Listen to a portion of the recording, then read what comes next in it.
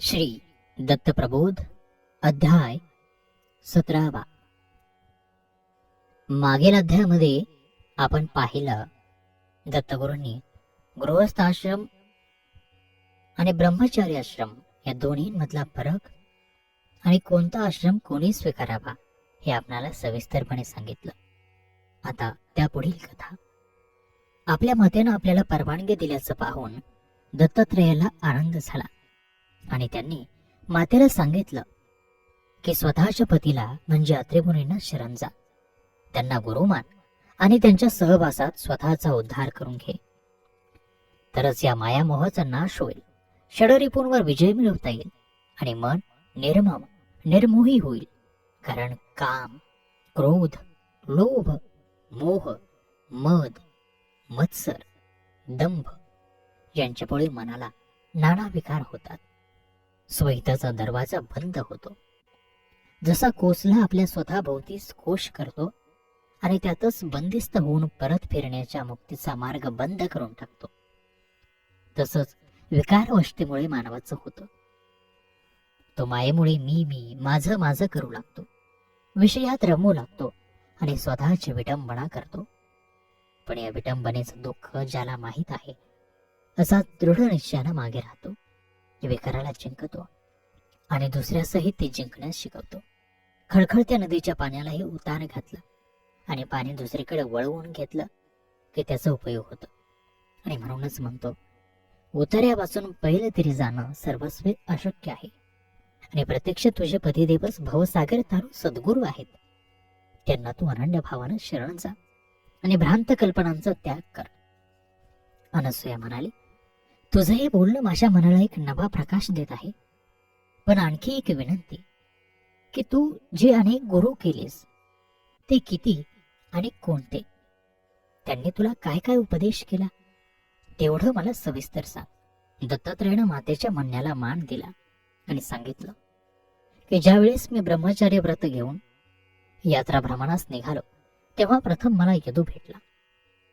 हा यदू कोण, कोणत्या वंशाचा? अनसूयेने विचारलं. यदू हा सोमवंशी, अतिशय सुशील, सन्मार्गी प्रजापालक नहुष नावाच्या अशाच एका श्रेष्ठ राजाला ययाती हा परम पराक्रमी पुत्र झाला आणि ह्याच सबळ पराक्रमी धार्मिक ययातीचा मुलगा यदू म्हणजे नहुषाचा नातू. त्यानं माझी स्तुती करून मोक्षाचा मार्ग विचारला. तेव्हा तुला जे सांगितलं तेच मी त्याला सांगितलं आणि त्याला म्हटलं तसे गुरु म्हटलं की अगणित गुरु भेटतील, पण जे सुपंथाचाच पुरस्कार करतात त्यासच गुरुनाथ म्हणावं. सुकर्मात कुकर्मात कुठल्याही प्रसंगात गुरु असतातच. गुरु वाचून अणुमात्रही चालू शकत नाही आणि कार्याचा विवेक येत नाही. पिंड ब्रह्मांडाची व्याप्ती असलेला गुरु हाच एक आहे. 18 पुराण हे गुरु महात्म्याचे पोवाडेच गातात. प्रत्यक्ष ब्रह्मा विष्णू महेश्वरालाही ज्याचा पार लागत नाही असा गुरु आहे. सिंधू सरोवर टाकोटाक भरलं आहे, घेणाऱ्या तृषितानं हवं तेवढं प्यावं असाच भाव गुरुपाशी असतो. तसं गुरुगुण संग्रह मी केला आणि एकूण 24 गुरु केले. कोणकोणते ते सांगतो.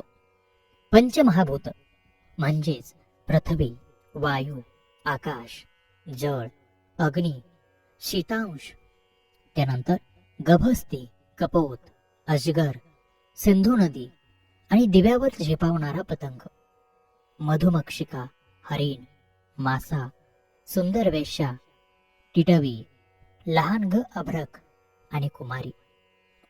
21वा गुरु निर्धारी शरत्कारू, 22वा सर्प, 23वा कातनी, 24वा पेशका आणि 25वा म्हणजे हा नरदेह. त्याचप्रमाणे माता गुरु, पिता गुरु, ज्येष्ठ बंधू हाही गुरु. गायत्री मंत्राचा ज्यांनी उपदेश दिला तो कुलगुरु आणि सर्वात श्रेष्ठ मोक्ष ज्ञान देणारा मोक्ष गुरु. ही गुरुक्रिया कशी काय निर्माण झाली तर 2 ऋतूंच्या मधल्या वेळात तिन्ही वायू वाहत असताना पितृबीज जठर कमळात गर्भाची नव्हाळी घेऊन राहिलं. दिसामासानं वाढलं, जठरांतरी उकडलं गेलं. माते, ही कथा ध्यानपूर्वक ऐक की नारायणानं विधात्यास सृष्टी उद्भवण्यास सांगितली. तेव्हा मी मागे सांगितल्याप्रमाणे एक अंकुर फुटला. दिसामासानं वाढला आणि त्या अंकुराची विविध रूपे जन्माला आली. 84 लक्ष योनी निर्माण झाले. कोणाला 1 पाय, कोणाला 2, कोणाला 3, कोणाला 4, तर काहींना 5 किंवा 6. असेच सप्तपाद, अष्टपाद, तर कोणाला असंख्यही पाय होते. आणि त्यातलेच काही नुसते सरपटणारे पायाविनही जीव होते. नारायणानं ही सारी निर्मिती पाहिली आणि तो विधात्यास म्हणाला की हे सारे जीव नुसते शिष्ण उदरपरायण. पण या सर्वांना पाहून मला आनंद झाला नाही. यातले सर्व जीव मूढ आहेत. मला संतोष देईल असा एकही प्राणी यात मला दिसत नाही. मला जाणणारा, माझं अंतरंग ओळखणारा, सर्व रसांचं गुणग्राहकतेनं सेवन करणारा यात कोणीही नाही. हे सर्व अज्ञानी. यांना माझं ज्ञान, माझं रूप कसं मिळणार? हे विधात्या, तू बहुवस निर्मिती केली खरी, पण ती पाहून मला मात्र उल्हास झाला नाही. नारायणाचं हे असं उदास बोलणं ऐकून विधाताही कष्टी झाला, पण हात जोडून विनम्रपणानं म्हणाला, आपण आज्ञा कराल तसा आता मी प्राणी बनवतो. माझी मती अत्यल्प आहे. आपण मला सांगावं आणि मला माझ्या अपराधाची क्षमा करावी. विधात्याचं हे बोलणं ऐकून नारायण शांत झाले आणि त्यांनी विधात्याला 2 हात, 2 पाय, तेजस्वी बुद्धी असलेला आपल्यासारखाच एक प्राणी बनवायला सांगितलं. आणि त्या प्राण्याला वर्णाश्रमांचे सर्व नियम घातले, वेदांच्या मर्यादा बांधल्या आणि त्याचं वर्तन धर्माच्या अधिकारातच चालवायची अनुज्ञा द्यायला विधीला सांगितलं. विधीला असा नरदेह बनवताच नारायण त्याला म्हणाले, हा असा नरदेह वेदाच्या सहाय्यानं, धर्माच्या सहाय्यानं माझं रूप जाणण्याचा प्रयत्न करेल. संकटात, अडचणीत मला आळवेल, माझी तपश्चर्या करेल. आणि तपश्चर्यानं त्यानं मला जिंकून घेतलं तर माझं सर्वस्व देण्यातही मला धन्यता वाटेल. माझं विश्रांती स्थान हा नरदेहच होऊ शकेल. असं म्हणून विधीनं हा नरदेह निर्माण केला. आणि हे माते, तो आपल्याला लाभला. म्हणूनच आपण त्या नरदेहाचं सार्थक कसं होईल ते बघायला हवं. जीवाला सुखातच दंग होऊ न देता परमात्म्याच्या भजनाचीही जाणीव करून द्यायला हवी. जीवानं सावधान राहायला हवं, कारण एकदा का नरदेह प्राप्त झाला की मायामोहाचं आवरण तयार होतं. षड्रिपू फोपावतात आणि मनाला जर्जर करतात.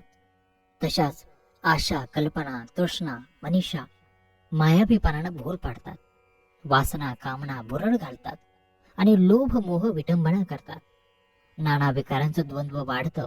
सुपंथ आणि कुपंथाच्या वाटांनी जीव भ्रमण करू लागतो. दोन्ही वाटा, मार्ग हे कर्मयुक्त, पण दोन्हीचं फळ मात्र वेगवेगळं. सुपंथाचं कल्याण हे फळ आणि कुपंथाचं नरक हे फळ.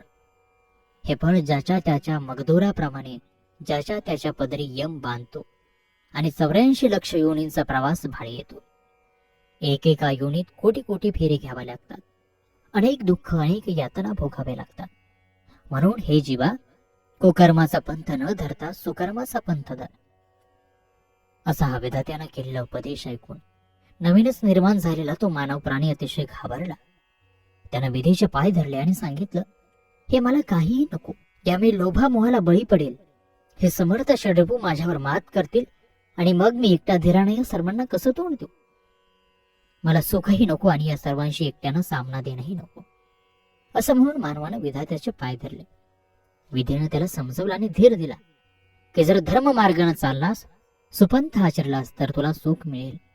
विकार रहित राहिलास, पापकर्म टाळलीस, सत्यानं भागलास तर सर्व सुख हात जोडून तुझ्या पायाशी येते.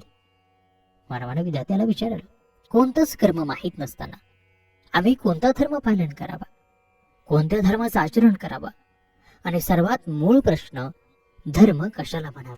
मानवाचे हे प्रश्न ऐकून विधाताही विचारात पडला. तेव्हा नारायणानं त्याला उत्तर दिलं, अरे मानवा, नरदेह हे तर माझंच घर. मी जीव मात्र होऊन त्यात सातत्यानं वास करतो. त्या तुझ्या जीवात्म्यानंच मी तुझं रक्षण करीत राहील. तुझा आणि माझा संगम होणं हेच तर तुझ्या जीविताचं उद्दिष्ट आहे. जे जे कारण होईल ते तू मला अर्पण कर. मी त्याचा अंगीकार करेन आणि तुझा शीन नष्ट करेल. मी सतत तुझ्या सांगाती आहे. तू निर्भय हो. शुद्ध अंतकरणानं वाग, म्हणजे कोणत्याही कर्माचा आळ तुझ्यावर येणार नाही. जे जे काही घडेल ते सर्व माझ्या सूत्रांमुळेच. ते पाहून आणि ऐकून तू उगीच राहा आणि सर्व निष्ठेनं सहन कर. नेहमी मला स्मरण करीत राहा, तर तू कधीच दुःखी होणार नाहीस. उलट सुख भोगून मीच होशील. पण जन्माला येताच मला विसरशील आणि मायामोहाच्या व्यवहारी जाशील, तर मात्र सर्व दोष तुझे तुलाच भोगावे लागतील. त्याचं देणं माझ्याकडे नाही. विषयासक्त जीव आणि सर्वासक्त शिव असं म्हणून तू असलेल्या वैभवाचा उपभोग घे आणि एक कायम लक्षात ठेव की जीवात्मा काय आणि शिवात्मा काय, शेवटी एकच परमात्मा. हा उपदेश ऐकून मानवाला दिलस्त मिळाला. त्याचं मन शांत झालं. तेव्हा सोहमचा तारक मंत्र परमेश्वरानं त्याच्या कानात सांगितला आणि हा मंत्र कधीही सोडू नको म्हणून बजावलं आणि त्याची रवानगी गर्भागारात केली. 9 मास 9 दिन पूर्ण होताच अनेक दुःख यातना सोसून मातेनं हा जीव मुक्त केला. तो जीव बंधनातून सुटला आणि त्याला मायेचा वारा लागला. भ्रमामुळे तो कोहू कोहू बोलू लागला. इतर जमलेले आप्तजन मायेने त्याचं सर्व करू लागले. त्याला उष्ण पाण्यानं स्नान घातलं, मध चाटवला आणि मातेनं स्तनाशी धरवलं. 10 दिवस सोयर पाळून 12वेला नाव ठेवलं. जातक कर्म केलं. उत्तम अनुत्तम सारखे भासू लागले आणि आप्त लोकांमुळे हा भ्रम अधिक वाढला. पण मध्येच या चित्त स्वरूपाची आठवण होऊन त्याच्या भेटीसाठी त्या इवल्याशा जीवाची तगमग होऊ लागली आणि ते बालक रडू लागले. पण भोवतालच्या साऱ्याने रडं पळावं म्हणून नाना उपाय योजले. त्याचं लक्ष वेधून घेऊन त्याचं रडं पळवलं आणि तोही आपण कशा करता रडत होता हे विसरून गेला. असं दिवस जात राहिले. रांगत मायामोहाच्या छायेत बाळ वाढू लागलं. त्याला बाळ लेणी मडवली, त्याचं उष्टावण केलं. बाळ वाढत राहिलं. 8 वर्षाचं झालं. त्याची मुंज झाली. रीतसर विद्यार्जनही झालं. मग विवाह करता वधूपिते येऊ लागले. सुकन्या बघून विवाह झाला. फलशोभनानंतर तर तो प्राणी एकदम विषयासक्त बनला. कामाखेरीस त्याला अन्य काही सुचेना. स्त्रीविना त्याचा जीव गमेना, लोभ सुटेना. संसार सुखात तो बुडून गेला. सर्व कर्तव्य विसरून गेला. वर्ष हळूहळू जात होती. तारुण्य संपून व्याधीने आपलं साम्राज्य शरीरावर पसरवलं आणि मग जरा आणि व्याधीने तो गांजला. पण संसारातली आसक्ती काही कमी झाली नाही. सर्व वासना तशाच होत्या. संसारातले इतर सर्व त्याला आणि त्याच्या व्याधीला कंटाळले होते. हा मात्र चिवटपणे जगण्यासाठी धडपडत होता.